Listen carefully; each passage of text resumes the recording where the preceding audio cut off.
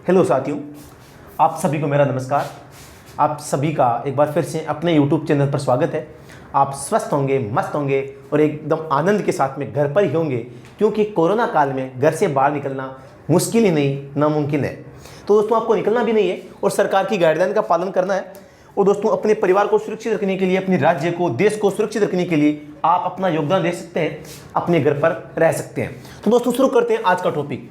हम English grammar में tense पढ़ रहे थे, इसमें प्रेजेंट सिंपल टेंस हमारा चल रहा था। तो दोस्तों, हमने प्रेजेंट सिंपल के जितने भी स्ट्रक्चर होते हैं, जितने भी सेंटेंस होते हैं, चाहे एफर्मेटिव हो, चाहे नेगेटिव हो, चाहे इंटरोगेटिव हो, चाहे इंटरोगेटिव नेगेटिव हो, सबके बारे में स्ट्रक्चर में हमने पढ़ लिया है। और हमने ये निष्कर्ष निकाला था कि कोई भी अगर मेन वर्ब है, मेन वर्ब की सहायता के लिए हेल्पिंग वर्ब होती है। तो और हमने ये भी कहा था कि बिना किसी मेन वर्ब के किसी भी सेंटेंस में HV का मतलब हेल्पिंग वर्ब का कोई काम है वो नहीं होता। मतलब हेल्पिंग वर्ब किस लिए होती है?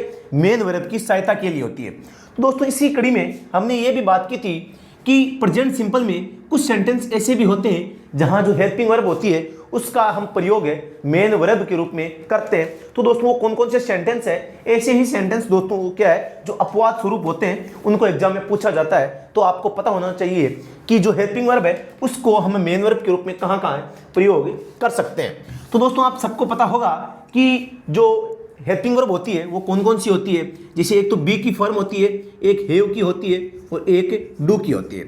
तो इसकी बात की जाए तो इज MR होता है फर्स्ट फॉर्म वर्ब की बात की जाए तो ये V1 कहते हैं। V2 की बात की जाए तो वाज और वर होते हैं। और V3 की बात की जाए तो इसका बीन हो जाएगा। हैव की बात की जाए तो हेज और हैव, यहाँ हो जाएगा हेड और वर्ब की थर्ड फॉर्म भी हेड हो जाएगी। डू की बात की जाए तो डू और डज इसका हो जाएगा। और वर्ब की सेकंड फॉर्म की बात की जाए तो डिड, जो कि पास्ट सिंपल में काम आती है। और थर्ड फॉर्म की बात की जाए तो डन। तो आप क्या देखते हैं कि जो ये वर्ब की फर्स्ट फॉर्म है इनकी संख्या कितनी होती है? 3, 2, 2 मतलब 7 होती है। और वर्ब की फर्स्ट फॉर्म किसको इंडिकेट करती है? प्रेजेंट टेंस को इंडिकेट करती है, जो कि आपने काफ़ी बार है मेरे मुंह से भी सुन लिया है और आपने इससे पहले कहीं भी और भी पढ़ा होगा। तो दोस्तों, ये जो आपकी HV है, जो HV है इनकी संख्या 7 है। इन 7 HV का प्रयोग हम प्रेजेंट सिंपल के दोस्तों एफर्मेटिव सेंटेंस में प्रेजेंट सिंपल टेंस में हम इसका MV के रूप में भी प्रयोग कर सकते हैं। ऐसे भी सेंटेंस है वो बनाए जा सकते हैं, जो कि मैं अभी आपके सामने कुछ सेंटेंस है वो रखने वाला हूं। तो दोस्तों, अगर ये वीडियो पसंद आए तो इसको लाइक शेयर कमेंट जरूर करें। आपके सामने सबसे पहला मैं सेंटेंस लिखता हूं और ये मैं बात कर रहा हूं इज, एम और आर के बारे में। तो दोस्तों, हमारे सामने सेंटेंस है I am a teacher. I am a teacher. यहां मैं एक सेंटेंस और लिखता हूं शी इज ए डॉक्टर। तो दोस्तों, आप क्या देखते हैं कि यहां जो आई सब्जेक्ट है इसके बाद में एम है। एम एक हेल्पिंग वर्ब है, लेकिन इसके बाद में कोई मेन वर्ब नहीं आई है। और दोस्तों, हम कहते हैं कि एम का प्रयोग कौन से टेंस में होता है? प्रेजेंट कंटिन्यूअस में होता है। लेकिन यहाँ जो एम है वो MV यानी मेन वर्ब के रूप में सामने आया है। उसी प्रकार सी सब्जेक्ट है और इसके बाद में कोई मेन वर्ब नहीं है। इसका मतलब इज क्या है? या मेन वर्ब के रूप में हमारे सामने आया है। तो दोस्तों, हम कहते हैं आई एम ए टीचर मतलब मैं एक अध्यापक हूं। सी इज ए डॉक्टर, वह एक डॉक्टर है। तो दोस्तों, इसका ये तो आपका हो गया एफर्मेटिव सेंटेंस। अब बात आती है कि इनका जो इंटरोगेटिव सेंटेंस है और जो नेगेटिव सेंटेंस है वो किस प्रकार से बनाया जा सकता है, ये हमारे सामने एक चुनौती है। तो दोस्तों, बात की जाए कि इंटरोगेटिव आपकी नेगेटिव सेंटेंस की, तो नेगेटिव बनाते हैं पहले। तो नेगेटिव को आपको पता है, नेगेटिव बनाने के लिए नोट का इस्तेमाल किया जाता है। तो दोस्तों, आपको पता है यहां जो एम है वो किस रूप में आया है? MV के रूप में आया है, मेन वर्ब के रूप में हमारे सामने आया है। तो अगर हम इसका नेगेटिव सेंटेंस बनाएंगे तो इसका सेंटेंस बनेगा I am not a teacher. आपको अलग से किसी भी जो आपकी जो HV है, हेल्पिंग वर्ब है, उसको यहां लाने की आवश्यकता नहीं है। यही इसका रूल है। मैं अभी आपको बताऊंगा कि इसका जो नियम है वो क्या है। इसका बन जाएगा she is not a doctor. अब बात की जाए कि इसका इंटरोगेटिव जो सेंटेंस बनेगा वो किस प्रकार से बनेगा, तो हम कहते हैं इंटरोगेटिव जो सेंटेंस होते हैं उनकी शुरुआत एक तो WH वर्ड से होती है और एक हेल्पिंग वर्ब से होती है। तो दोस्तों, आप कहते हैं कि हेल्पिंग वर्ब इसमें है नहीं और हेल्पिंग वर्ब के स्थान पे, अब दोस्तों ये क्या है? एम है और ये MV के रूप में यहां हमारे सामने आया है। और हम कहते हैं कि जो एम है एम से पहले और जो मेन वर्ब है उससे पहले और सब्जेक्ट से पहले क्या छिपी हुई होती है, एच वी छिपी हुई होती है। तो इस हिसाब से तो यहां क्या छिपा हो सकता है, डू या डज छिपा हो सकता है, जो कि आई के हिसाब से क्या होगा, डू होगा। लेकिन अगर मैं कहूं कि do I don't am teacher, तो दोस्तों ये क्या सेंटेंस सही बैठ रहा है, क्योंकि डोंट भी आ रहा है, डू भी आ रहा है और एम भी आ रहा है। और दोस्तों हमने क्या किया, ये आई एम ए टीचर, इसमें जो मेन वर्ब थी इसको हमें नेगेटिव सेंटेंस बनाने के लिए हमें नोट का इस्तेमाल करना था। और नोट का इस्तेमाल करने के लिए हमें पता है कि नोट का प्रयोग है वो बिना एच वी के नहीं हो सकता। तो हमने क्या किया, इस जो एम वी है इसका इन्वर्जन किया, और इन्वर्जन करते समय हमने क्या किया, इसको नोट से पहले लेकर आए। जैसे ये नोट से पहले आई तो ये एम वी थी, ये एच वी के रूप में अपना काम है वो करने लगी। तो दोस्तों इसमें क्या है, ये जो एम है वो एक एच वी का रूप है, या एच वी का जो रोल है वो अदा कर रही है। तो दोस्तों यही एम इस एफर्मेटिव सेंटेंस में एम वी थी, मतलब मेन वर्ब थी, और ये नेगेटिव सेंटेंस में एच वी बन गई। तो बात की जाए कि इसका जो इंटरोगेटिव सेंटेंस है वो कैसे बनेगा, तो इसका बन जाएगा जो एच वी है इसमें नेगेटिव में, एम सब्जेक्ट आ जाएगा आई नोट ए टीचर। इसका बन जाएगा is she note A doctor. अब बात की जाए इंटरोगेटिव नेगेटिव सेंटेंस की, इंटरोगेटिव नेगेटिव सेंटेंस, तो आपको पता है इंटरोगेटिव नेगेटिव की शुरुआत भी है वो हेल्पिंग वर्ब से होती है। तो एम, केवल यहां दोस्तों हमने कुछ गलती की है, हमें इंटरोगेटिव बनाना था यहां, तो इंटरोगेटिव होगा एम आई ए टीचर, और यहां भी होगा इज शी ए टीचर। अब दोस्तों अब है इंटरोगेटिव नेगेटिव, तो इंटरोगेटिव नेगेटिव बात की जाए तो हो जाएगा am I not a teacher, और क्वेश्चन मार्क चिन्ह आ जाएगा। तो दोस्तों इसमें भी आपके इंटरोगेटिव सेंटेंस है, इसमें भी क्वेश्चन मार्क होगा। इज शी आपके एच बी से शुरू हो रहा है तो इसमें भी क्वेश्चन मार्क के चिन्ह होगा। तो दोस्तों हम कहते हैं कि इंटरोगेटिव सेंटेंस की शुरुआत है एच बी से हुई, ये सब्जेक्ट हो गया, ये नोट हो गया और ये ए टीचर हो गया। उसी प्रकार से ये हो जाएगा is she note A doctor, question mark चिन्ह होगा इसके भी अंत में। तो आप दोस्तों देखते हैं क्या है कि जो ये एम है वो सब्जेक्ट के बाद में अगर आ रहा है तो किसका रोल है मेन वर्ब के रूप में आ रहा है। और जैसे ही हम इसको मतलब इसका जो नेगेटिव सेंटेंस है या इंटरोगेटिव सेंटेंस है इसके रूप में हम सब्जेक्ट से पहले लेकर आते हैं तो दोस्तों ये हेल्पिंग वर्ब है बन जाती है। इसके एग्जांपल में कुछ और लिखता हूं, जैसे मैं कहूं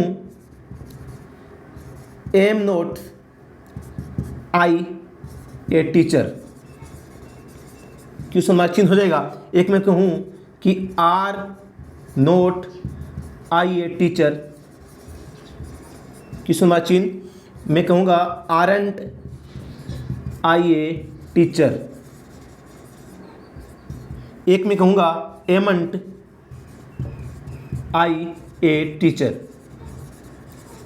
तो दोस्तों आप क्या देखते हैं, आप देखते हैं कि जो सबसे पहला सेंटेंस है 1 नंबर 2 नंबर 3 नंबर और 4 नंबर। तो दोस्तों सबसे पहला जो आपका सेंटेंस है इसमें है am not I a teacher. तो दोस्तों आप सबको पता है कि एम है इसकी शुरुआत है एम से हुई है, तो ये एच वी है, ये नोट है, ये सब्जेक्ट है। तो सब्जेक्ट से पहले नोट का इस्तेमाल है वो नहीं किया जा सकता, तो ये सेंटेंस क्या हो जाएगा, गलत हो जाएगा। इसमें भी क्या है आर नोट ये सब्जेक्ट है, तो ये दोस्तों ये भी गलत हो जाएगा क्योंकि सब्जेक्ट से पहले नोट का इस्तेमाल है नहीं किया जाता। नंबर 3 है आरंट। तो दोस्तों मैं आपको बताऊं आरंट आई ए टीचर ये सेंटेंस है, ये मैं अभी बताऊंगा कैसे होता है। ये है एमंट आई ए टीचर, इन दोनों में फर्क क्या है अब आप देखते हैं।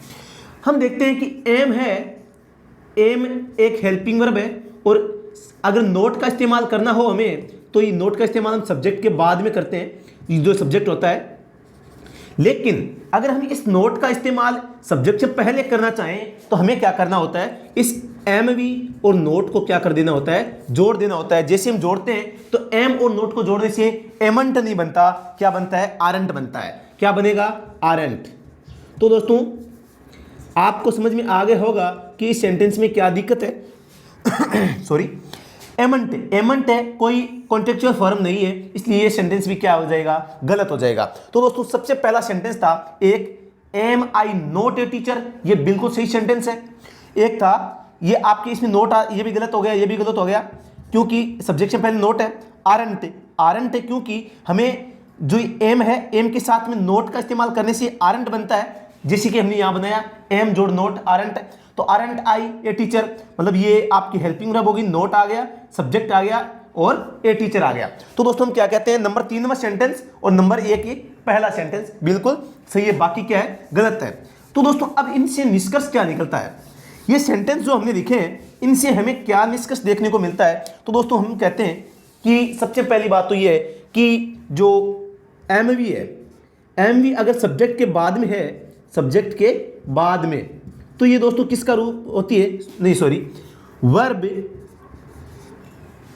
हेल्पिंग वर्ब है। सॉरी दोस्तों मैं आपको बताऊं कि ये जो एचवी है, एचवी अगर सब्जेक्ट के बाद में आ रही है इन सेंटेंस में, तो दोस्तों किसका रोल होगा इसमें, एमवी के रूप में होगी। और अगर ये सब्जेक्ट से पहले है तो दोस्तों किसका रोल करेगी, एचवी का रोल करेगी, क्योंकि ये एमवी है एचवी में बदल जाएगी। जैसे कि देखो सबसे पहला सेंटेंस है आई एम ए टीचर, तो ये मेन वर्ब के रूप में है, और जैसे ही दोस्तों नेगेटिव बनाया I am not a teacher, तो नोट के साथ में मेन, नोट से पहले मेन वर्ब नहीं आती, एचवी आती है, हेल्पिंग वर्ब है वो आती है, तो ये एम क्या है, एचवी बन गई है। उसी प्रकार जो इंटरोगेटिव सेंटेंस है इसमें भी सब्जेक्ट से पहले मेन वर्ब कभी नहीं आ सकती, इसलिए ये एम है, यहां जो एमवी थी यहां क्या बन गई है, एचवी बन गई है।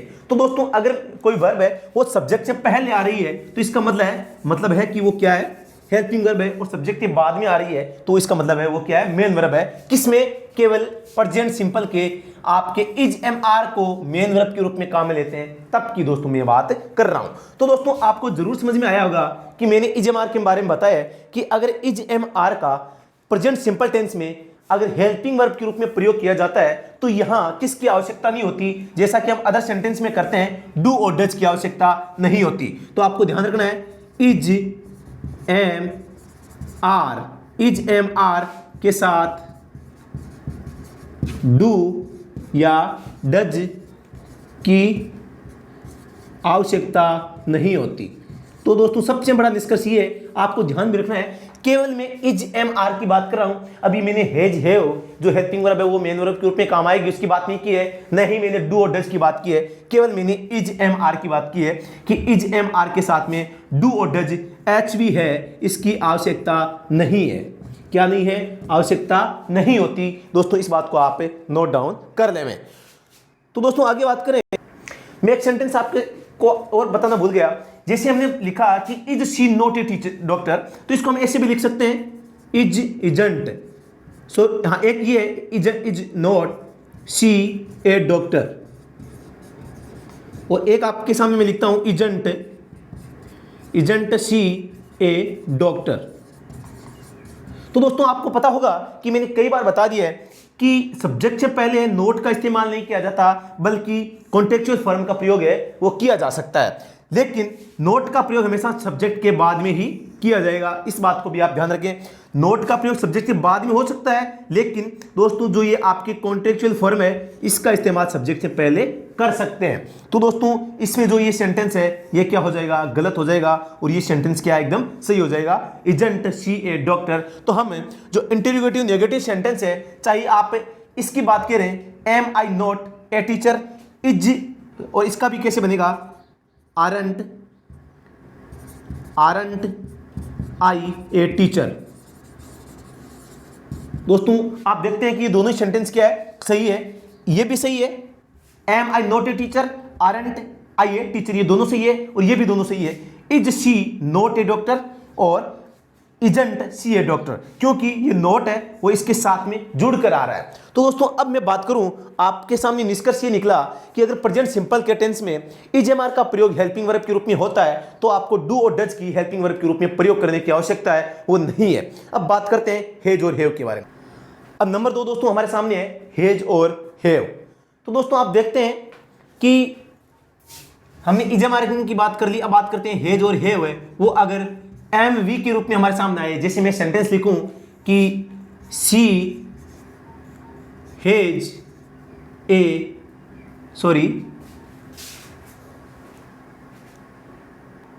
कुछ इलेक्ट्रिसिटी की प्रॉब्लम है, तो सेंटेंस है सी हेज ए कार, मतलब उसके पास में एक क्या है, कार है।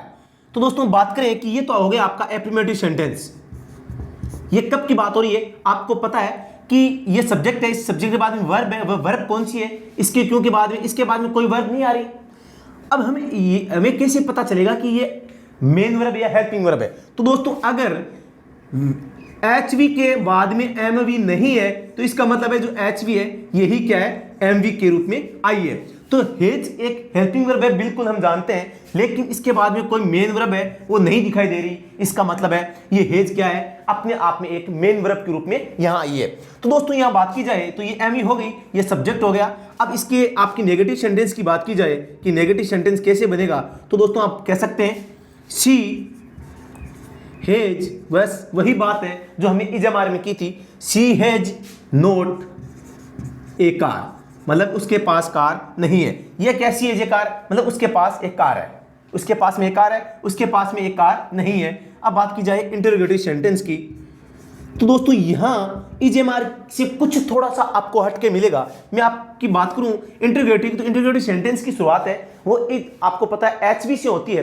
तो यहां जो हेल्पिंग वर्ब है आपको सबको पता है नोट से पहले हेज है, तो ये अब ये एचवी के रूप में है और यहां एमवी के रूप में थी। तो जैसे हमने हेज का इन्वर्जन किया, इसको बाहर निकाला, hedge hedge she note A car, sorry इसको यहां हमें नोट का प्रयोग नहीं करना है, ये केवल इंटरोगेटिव सेंटेंस है।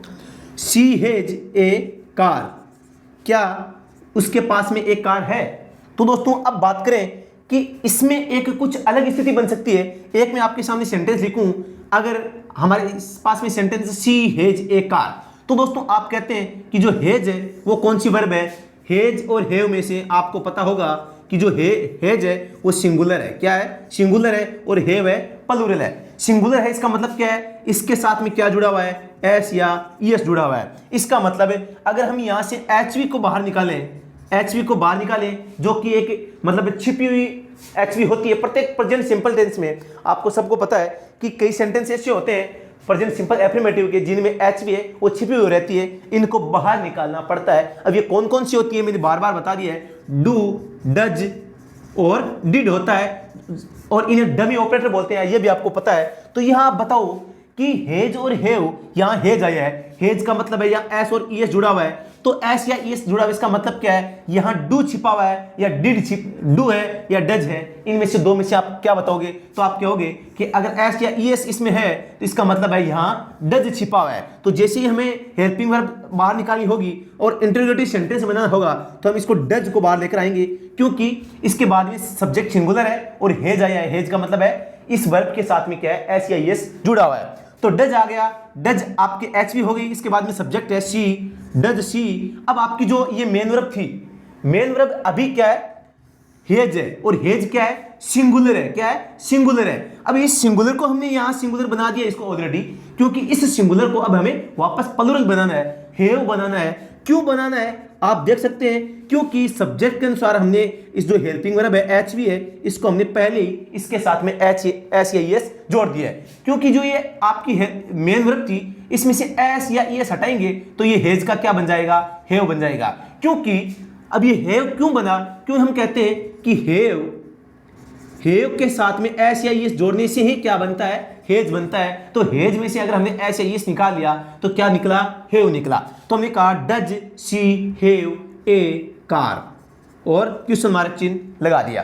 तो दोस्तों आपको समझना यह है कि जो इज एम आर एम की बात थी, इज एम आर, इसमें हम क्या थे, हम डू और डज का इस्तेमाल है वो नहीं कर रहे थे। किसका इस्तेमाल, डू और डज का। लेकिन अगर हेल्पिंग जो आपकी हेज और हेव है ये अगर मेन वर्ब के रूप में आपके सामने कोई सेंटेंस में आ रही है तो हम इसका जो इंटरोगेटिव है या नेगेटिव सेंटेंस है इनमें इसका प्रयोग करते समय हम इसमें डू या डज का इस्तेमाल कर भी सकते हैं और नहीं भी कर सकते। तो दोस्तों ये दोनों ही सेंटेंस क्या है, एकदम सही है। हेज सी ए कार, ये भी बिल्कुल सही है दोस्तों, इसके क्वेश्चन मार्क चिन्ह आएगा। हेज सी ए कार और does she have a car, ये दोनों ही सेंटेंस क्या है, सही है। अब बात करें इंटरोगेटिव नेगेटिव की, वो किस प्रकार से बनते हैं आपको पता है। इसकी बात की जाए तो ये हेल्पिंग वर्ब से शुरू होगा, तो सबसे पहला हो जाएगा इसमें जो मेन वर्ब है इसी को हम अगर हम हेल्पिंग वर्ब के रूप में काम में लें तो सब्जेक्ट के अनुसार हेज आ जाएगा।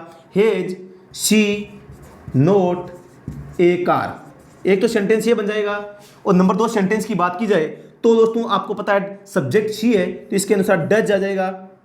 Does she have a, sorry note लिखना भूल गया मैं, note, does she note have a car.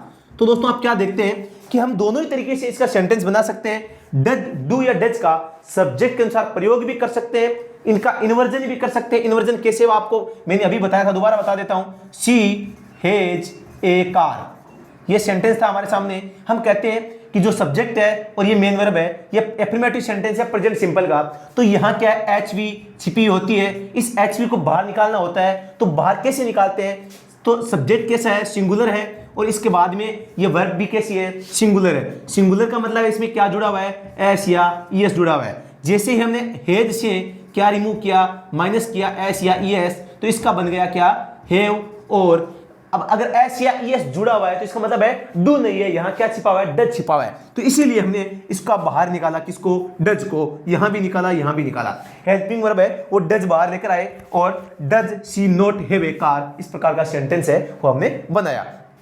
तो दोस्तों हम कहते हैं कि हेज हैव अगर मेन वर्ब के रूप में है तो हम बिना डू डज के भी इसका सेंटेंस का इंटरोगेटिव सेंटेंस है, नेगेटिव है, बना सकते हैं। और डू और डज का इस्तेमाल करके भी हम इसको, इसका मतलब सेंटेंस है, स्ट्रक्चर है, वो बना सकते हैं। मतलब दोनों ही तरीके हमारे पास में है। मतलब डू और डज का उपयोग कर भी सकते हैं और नहीं भी कर सकते हैं। ये दोनों ही सेंटेंस क्या है, सही है। हेज सी ए कार भी सही है, does she have a car भी सही है। बस आपको ध्यान ये रखना है कि यहाँ क्या है, हेज सब्जेक्ट के अनुसार आया है, क्योंकि सी सिंगुलर है इसलिए हेज भी सिंगुलर वर्ब आएगी, हेल्पिंग वर्ब ए कार। यहां क्या हो गया, सब्जेक्ट सिंगुलर है इसलिए हमने डू या डज में से सिंगुलर को काम में ले लिया।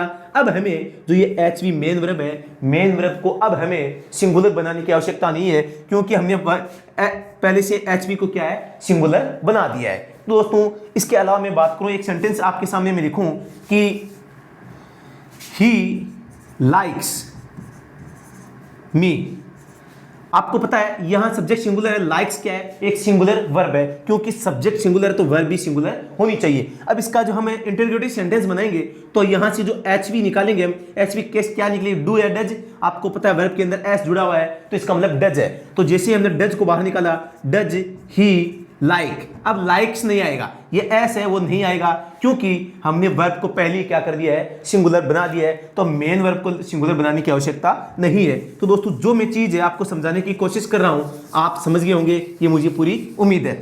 तो दोस्तों इस प्रकार हमने इसका स्ट्रक्चर है वो चारों सेंटेंस ले लिए, ये है हेज हैव की। तो इससे हमें निष्कर्ष क्या निकला है, हमारे पास में निष्कर्ष ये निकला है कि अगर इज एम आर का प्रयोग है मेन वर्ब के रूप में हो तो दोस्तों हमें डू या डज का प्रयोग करने की आवश्यकता नहीं है। लेकिन अगर हेज हैव है, हेज और हैव इनको हम मेन वर्ब के रूप में काम में लें, कौन से टेंस में, प्रेजेंट सिंपल में, इसका भी प्रेजेंट सिंपल में, ये आप ध्यान रखना। तो प्रेजेंट सिंपल में लें तो डू और डज इनका इस्तेमाल किया भी जा सकता है और नहीं भी किया जा सकता। ये दूसरा नंबर निष्कर्ष आज का हमारा ये निकला है। अब दोस्तों बात करते हैं नंबर 3 जो बिंदु है हमारे सामने, तीसरी है जो आपकी हेल्पिंग वर्ब है, डू और डज।